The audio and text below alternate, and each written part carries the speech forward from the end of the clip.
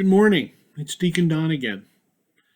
And this is a reflection for Wednesday, November 18th, 2020. I'm going to talk today about two things: risk or playing it safe. Antonio Stradivari was born in Cremona, Italy in 1644, and he loved music. Oh my goodness, he loved music, but he was no good at it. He tried singing, but no choir would have him. His voice was high and squeaky, and it was just awful. He then tried instruments, and he tried the violin. But he was so bad that his family's neighbors begged his parents to make him stop. That's pretty bad. But Antonio loved music. Even his friends made fun of him because of a lack of musical skills and talents. But, there was one thing he loved.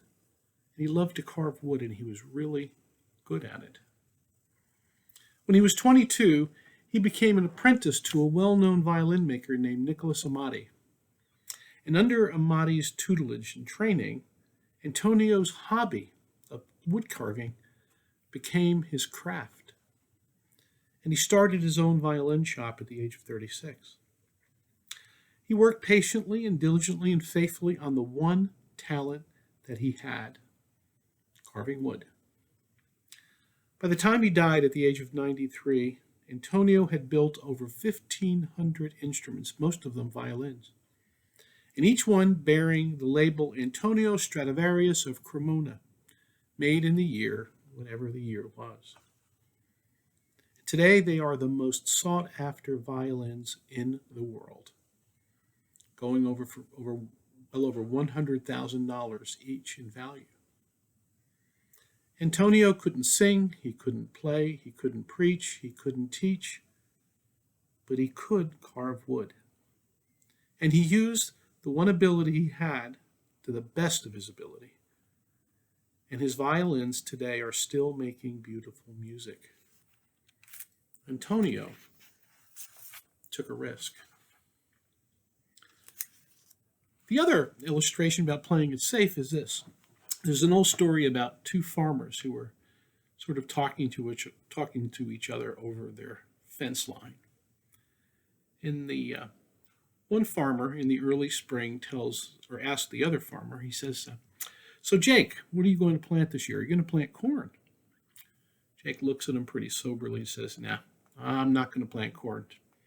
I'm scared of the corn borer, so that's not going to do it." So after a little bit more time, the first farmer asks Jake again. He says, "Well, what about potatoes?" And Jake says, "Nope, too much danger of the potato bugs," said Jake. So they stood there quietly, just sort of contemplating nature for a few minutes. But the one neighbor couldn't stand it anymore. He says, "Well, Jake, then what are you going to plant?" And Jake answered, "Nothing. I'm going to play it safe." He chose one way because he was afraid. In today's gospel from Luke, which is real similar to Matthew's gospel from Sunday, a wealthy man, in this case a king, gave his three servants, he gave them money to invest in, to use, and to expect some return when he came back from this long trip he was in. So when he came back, he talked to the three servants, and the first servant said, "Master, you gave me 10 talents. I gave you 10 more for each one." And the king, the wealthy man, was amazed, and he said, "You are a good and faithful servant," and he rewarded him. The second man had 5. He said, "Master, you gave me 5. I gave you 5 more for each one." Again, the king said, "Good and faithful servant, I honor you, and I'm going to give you more and reward you for what you've done." The third one said, "Master," he said, and I'll quote, "Here is your gold coin. I kept it stored away in a handkerchief, for I was afraid of you because you are a very demanding man." The king was really angry. He says, "You wicked, wicked servant. I give you something of value, and you do nothing with it, and you give me nothing in return." and he punishes him. You see, what's the meaning of this? Well, the message is that we have to trust God enough to make use of the gifts and the talents and the abilities that he gives us. We're also equal in God's eyes, but we're not all the same. Not everybody has the same skill. Not everybody has the same talent. And that's okay. Because he gives us these talents because he has a plan for us and he wants us to use them wisely. But we may have these talents, but it's our choice. It's our free will whether we use them or not, just like Antonia. Also, we can't let fear dictate what we can or cannot do. That's something that would be deadly for us in our life.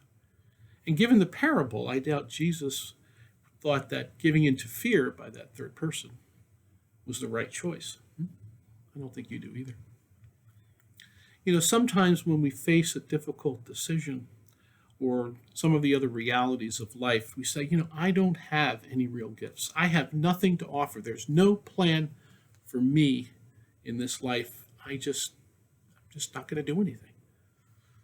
That couldn't be further from the truth. I'm going to read you a quote from St. John Henry Newman, which I think is a beautiful quote. It goes like this: God has created me to do him some definite service.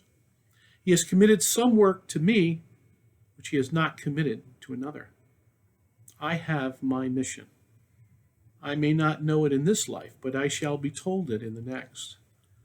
I have a part in a great work. I am a link in a chain, a bond of connection between persons. He has not created me for naught. I shall do good. I shall do his work. I shall be an angel of peace, a preacher of truth in my own place while not even intending it, if I do but keep his commandments and serve him in my calling, using your skill, using your talents. Brothers and sisters, the talents and gifts that were given by God can't be buried in the ground or rolled up in a handkerchief and stored away for safekeeping. We also can't worry about it, or be selfish about it. And one thing for sure, we certainly shouldn't lack the confidence not to use the gifts that God gives us.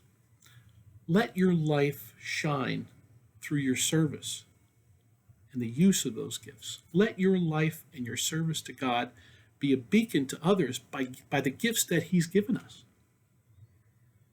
And use your talents and skills and abilities in life, whatever they may be, to the best of your ability. We have to take risks, brothers and sisters. And sometimes, we just can't play it safe. Have a great day.